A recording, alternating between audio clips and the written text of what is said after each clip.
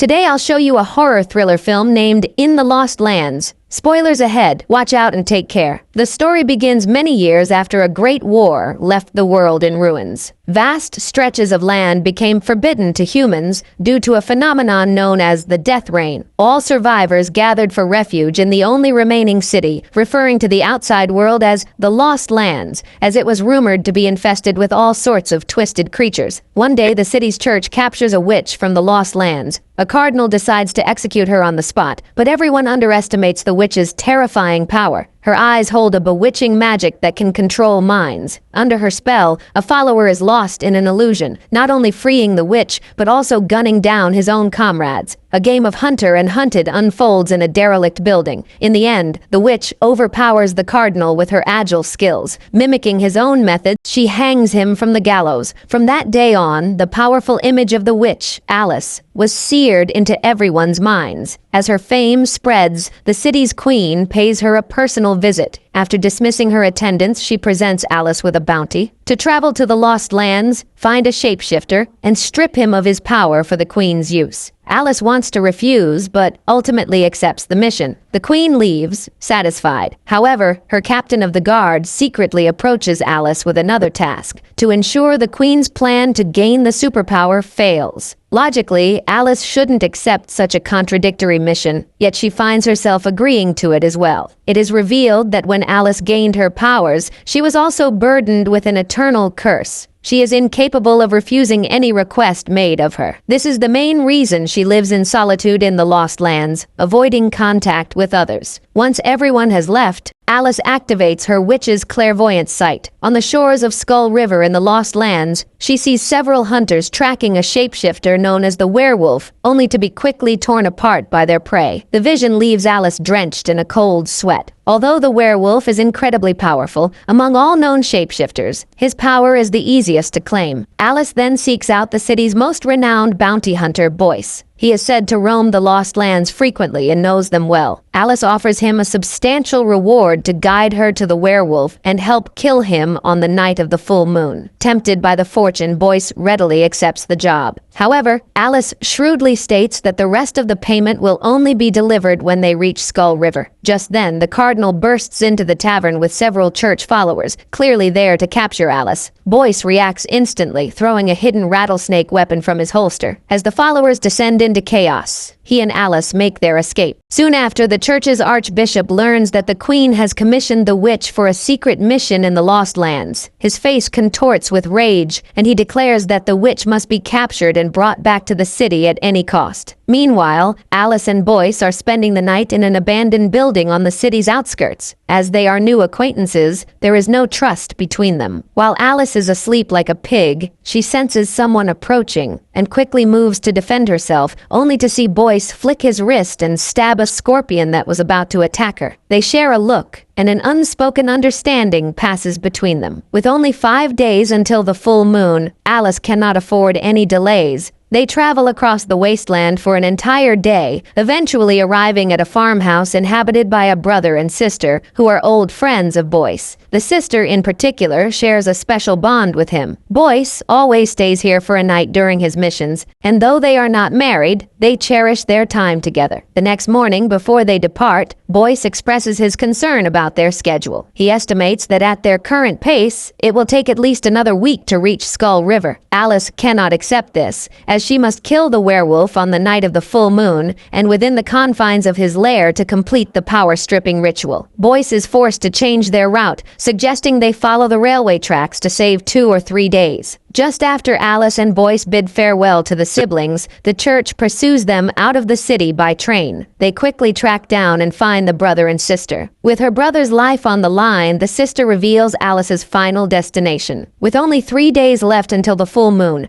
Alice has entered the core region of the Lost Lands. The landscape is dominated by ruined skyscrapers, and a deep chasm splits the city center. Fortunately, Boyce knows a shortcut. He leads Alice into a derelict skyscraper where an old friend of his lives who runs a cable car business ferrying travelers across the chasm. Boyce calls out for a long time without a response, and a sense of foreboding grows within him. After searching the building, he discovers his friend has been hanged from a beam. It's clear someone else arrived before them. Boyce turns to once again face the relentless members of the church. This time they are well prepared, and they have brought Boyce's lover with them. Without a word, the cardinal shoots and kills the young woman. Boyce roars like a goose in fury, draws his weapon and charges at the church followers, playing right into the cardinal's hands. Fortunately, Alice keeps her wits about her and drags Boyce away from the fight. A second later, a tank shell obliterates the spot where they stood. The pair jump onto a cable car made from a converted minibus and force it to start, speeding across the chasm. The fanatical church followers swarm after them like locusts. Alice and Boyce are formidable fighters and are about to eliminate their pursuers when the cardinal orders his men to chop the cable. In an instant, the cable car becomes a pendulum, swinging Alice and Boyce toward the opposite cliff face. Boyce manages to grab hold, preventing them from falling. However, the cable cannot support the weight. Just as the minibus breaks free, Boyce grabs onto the rock face, but he is not yet safe. From across the chasm, the cardinal takes out a sniper rifle, aims and fires without hesitation. As he prepares for a second shot, Alice unleashes her witchcraft. The cardinal is overcome by a moment of disorientation, and by the time he recovers, Alice and Boyce have vanished. Dark clouds loom ominously ahead. The two find refuge at the edge of a ruin to tend to their wounds. Gritting his teeth, Boyce digs a bullet out of his muscle but passes out from the pain and weakness. Alice takes out a needle and carefully stitches his wound. When Boyce awakens, he is still grieving the tragic deaths of the siblings. They both agree that the church's actions are more savage than any beast in the Lost Lands. Boyce explains this is why he prefers to wander the wilds rather than stay in the city. Alice nods in understanding, and at that moment, they realize that in a way, they are the same kind of person. Meanwhile, back in the royal palace, the queen receives wonderful news. She is pregnant. However, the old king has been bedridden for years, so the child is certainly not his. In the queen's eyes, the king is merely a puppet for her to climb to power. Her true love is the bounty hunter she has known for years, Boyce. Now that she is carrying his child, the kingdom has a nominal heir, and the dying old king is no longer needed. The queen decisively smothers him in his bed. Moments later, she meets with the archbishop, promising that if he supports her claim to the throne, she will ensure the church's eternal prosperity. The archbishop readily agrees to her face, but as soon as he leaves, he urges the cardinal to capture Alice as quickly as possible. This would allow him to accuse the queen of colluding with a witch, casting her into an abyss of ruin, while the archbishop himself would become the city's supreme ruler. With only 2 days left until the full moon, Alice and Boyce, racing along the railway, can sense their pursuers closing in. Boyce decides to risk a shortcut through Demon Canyon. Legend says demons appear here at night, their only weakness being fire. To survive the night, Boyce spreads fuel in a circle around them. As midnight approaches, monstrous demons emerge from the darkness. The pair immediately light the circle of fire. To their surprise, the demons are intelligent and attempt to cross the flames using a wooden ladder. Alice draws her twin blades to fight off any that get through, but normal physical attacks are largely ineffective. Only fire can truly harm them. The demon leader smirks, leaps from a high point, and lands directly inside their circle of fire. Alice and Boyce are powerless against it. At the critical moment, she once again unleashes her bewitching power. The demon leader stands frozen. Alice seizes the opportunity, thrusts her arm forward, and unleashes a torrent of flames.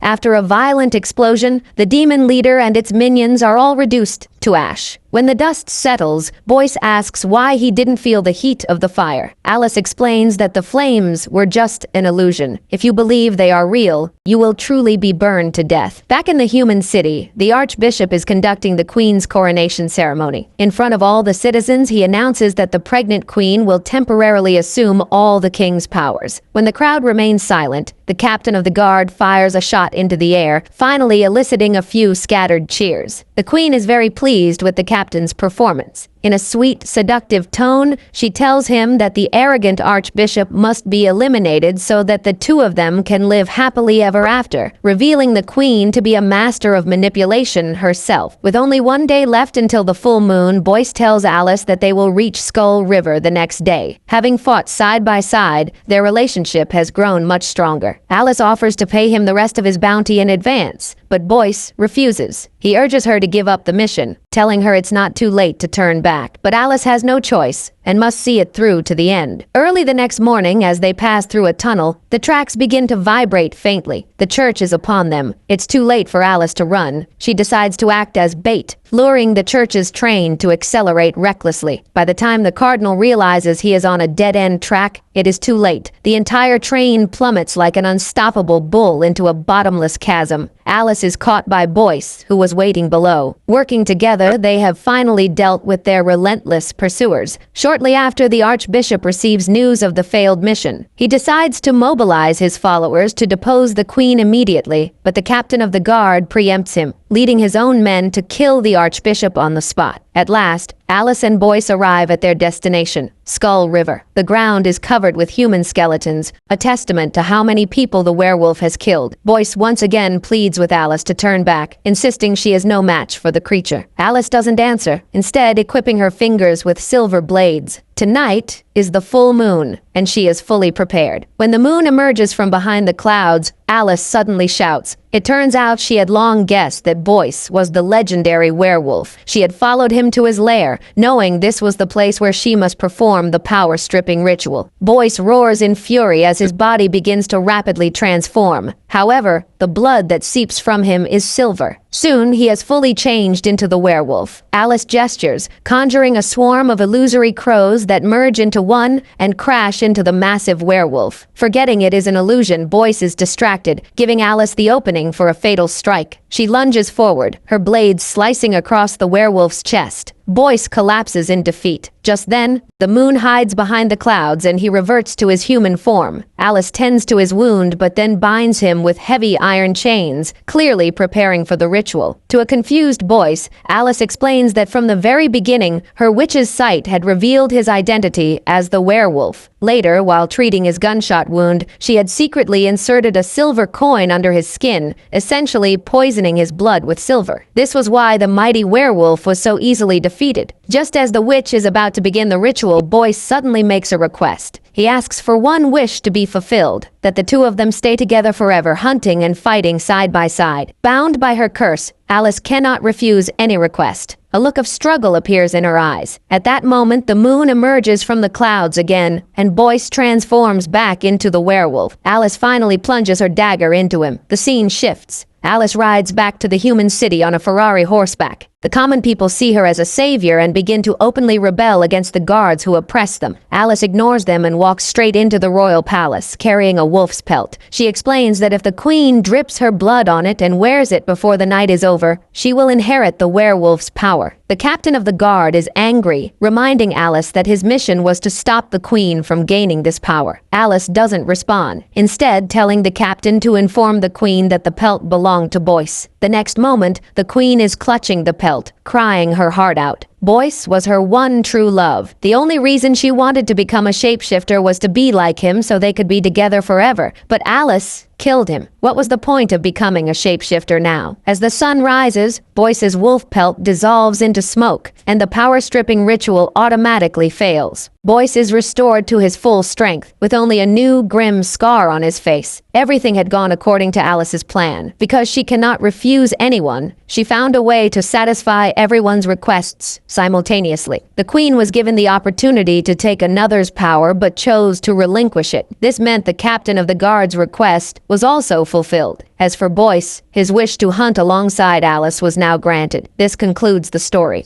This is Daniel CC Movie Channel. Stay safe and enjoy your day.